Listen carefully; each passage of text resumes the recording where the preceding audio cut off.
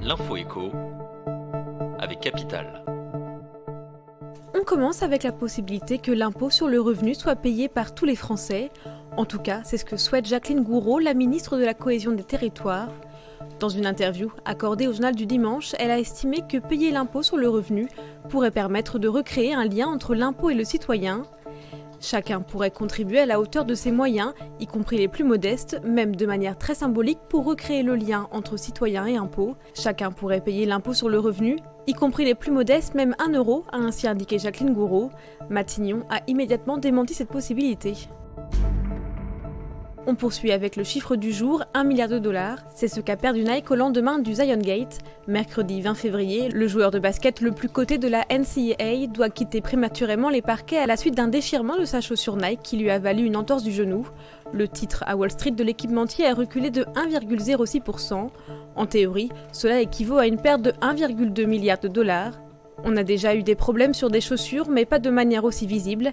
La qualité de nos produits est de la plus grande importance pour nous.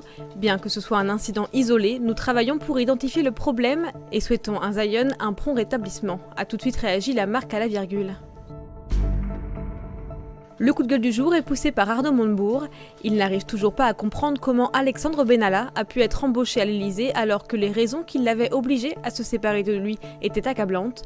Et pour cause, il est bien placé pour parler d'Alexandre Benalla puisqu'il l'a connu en 2012 alors qu'il était son chauffeur personnel. À la suite d'un délit de fuite en voiture qui a toujours été contesté par le principal intéressé, Arnaud Montebourg a décidé de le licencier. Ça ne me regarde pas, mais je pense que vous avez un personnage extrêmement sulfureux et dangereux.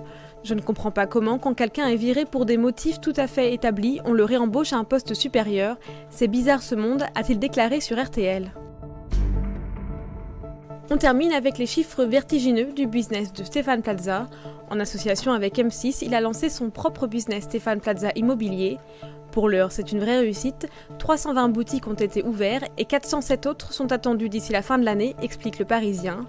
L'an dernier, la société a généré un chiffre d'affaires de 11,3 millions d'euros contre 1,9 million d'euros en 2015. Le bénéfice net est passé de 200 000 euros en 2016 à 4,4 millions d'euros en 2018.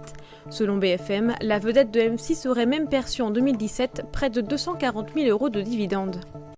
C'était l'info écho avec Capital.